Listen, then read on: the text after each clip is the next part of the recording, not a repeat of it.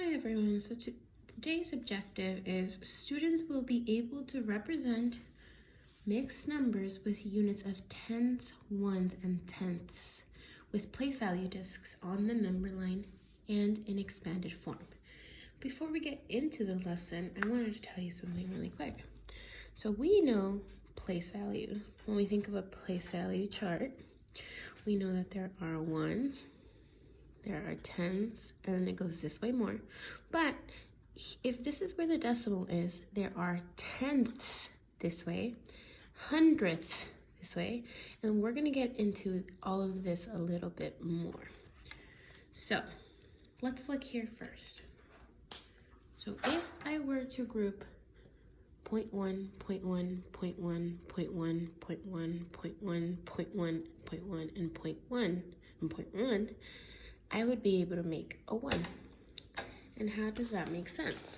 Well, when you think of 0.1, you want to think of it kind of like a 10-cent coin. So that's 0.1, 0.1, 0.1, 0.1, 0.1, 0.1, 0.1, 0.1, 0.1, and 0.1. And these 10.1s together can make one whole. So if you were to go to the store and you give these 10-cent coins to someone, they could give you $1. So that's what we're going to think about today. Now, when you look at these units, it will help to look at these as 10-cent coins. If we were doing 0.01, you would be thinking of them as pennies. But right now, 0.1 is the same as one of these coins, because again, 10 of these will give you one whole dollar. So here I have 10 ones, which make a whole, and another 10 ones, which make a whole. So I have 2 wholes. Now moving on to down here. These are tens, just regular tens. Now we don't have $10 coins, but imagine that these are $10 bills. 4 times $10 bills, you would have 40. Now I have the 0.1s, the tenths, and the ones. Now they're giving you all these ones with zeros to trick you. See how this is a 1 0, this is a 1, this is a 0 1. So they're gonna say, do these students really know what they're looking at? So these are tens.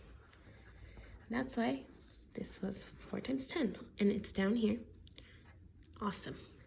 These are ones, and you knew that because it is just a 1. These are tens, these are ones, and these are 0.01s, which are also known as tenths. Okay, so now down here, and this is something you'll have to do in your problem set, you will have to write it in fraction form, expanded fraction form, and expanded decimal form. Now, 4 times 10 matches with these 4 tens. Great. 2 times 1 matches with these 2 ones. Great. And now I have 1, 2, 3, 4, 5, 6. 6 tenths. And this is in fraction form. So, because this is in fraction form, we kept it that way for our answers, okay? And how does that make sense? How is 6 times 1 tenth 6 tenths? How does this number make sense? If you think about it, these are tenths because 10 of them make one whole, same as with fractions. And then we did it in expanded decimal form, okay? And that was just 4 times 10. Yep. 2 times 1. Yep. And 6 times 0.01 or 0.1, which is just decimal form, okay? So there will be some problem sets, and you'll have an example on there too. But it will be, it will give you something that looks like this, just the place value discs, and you will have to write it in fraction expanded form and in decimal expanded form. And then you can put the equals, and that's pretty easy because we know 4 times 10 is 40, 2 times 4 is 2, so that's 42 plus 6 times 0.01 is 0.6. So that's 42.6. Same thing up here, 4 times 10 is 40, 2 times 1 is 2. 6 times 1/10 is 6/10. So 42 6/10. Now, let's look here. If you just had 10s and 1s and you put that into expanded form, it would be 4 times 10 plus 2 times 1, which would equal 42. Now in your problem set, you will have something that looks a little bit like this. Now it looks scary because it has all of these parentheses and all of these numbers, but it's actually quite simple. All it's telling you is here we have a number that is between 32 and 33. So we know we have at least 32 wholes. And let's see, 1, 2, 3, 4, 5. Oh, 32.5. Now my number line matches my decimal form. And how would I write 32.5 into mixed number form?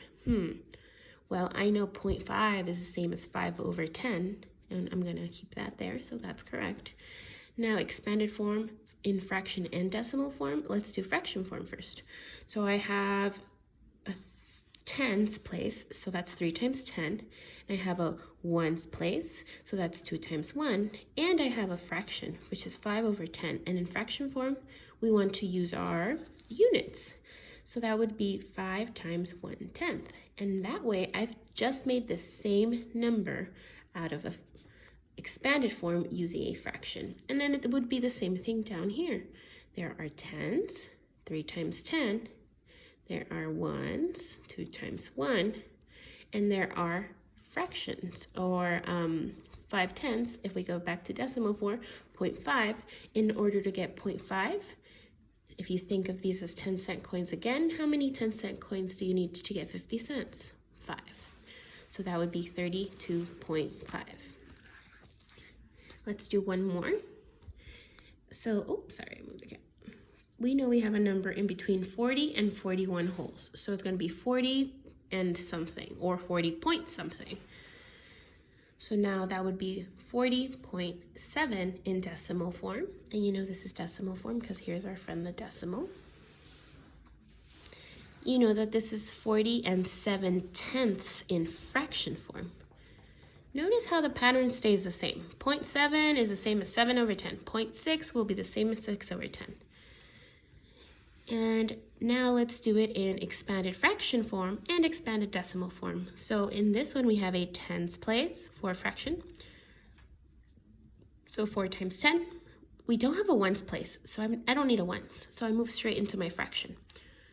How do I get 7/10 using fractional units? That would be 7 times 1/10, which is equal to 40 7/10. Same thing goes for the decimal. I look here. I have a tens place, so I have to do 4 times 10. I don't have a ones place, so I'm going to skip the ones place, but I do have a decimal. My decimal, in order to get 0.7 or 70 cents, it would be 7 10-cent coins. And then my answer would be 40.7. And then it's just so you know, 40.7 or 32.5, it's the same thing if you put a 0 after it. But right now, we haven't gotten quite into that number yet. We will get into it soon because now we would be dealing with not only tenths, but hundredths.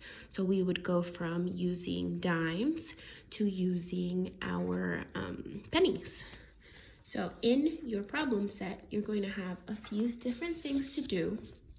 You will have to bundle some of these and give me an answer. So for example, if they gave you 30 of these, you would have to be able to tell me that those are 3 wholes. In your problem set, they will also ask you to do expanded fraction and decimal form. And you will have a chart that looks a lot like this, but with some empty spots, okay? And all you have to do is, for example, say you had this one and this one, but you don't have these two. You would just use your thinking to figure out that this has to equal to this, that has to equal to this, equals to this. So then you would just fill those in knowing that information. Okay, don't forget that if you think this is too hard to do on GoFormative, just look at the assignment right on GoFormative, and you can submit it via a picture of a paper where you clearly numbered all of them.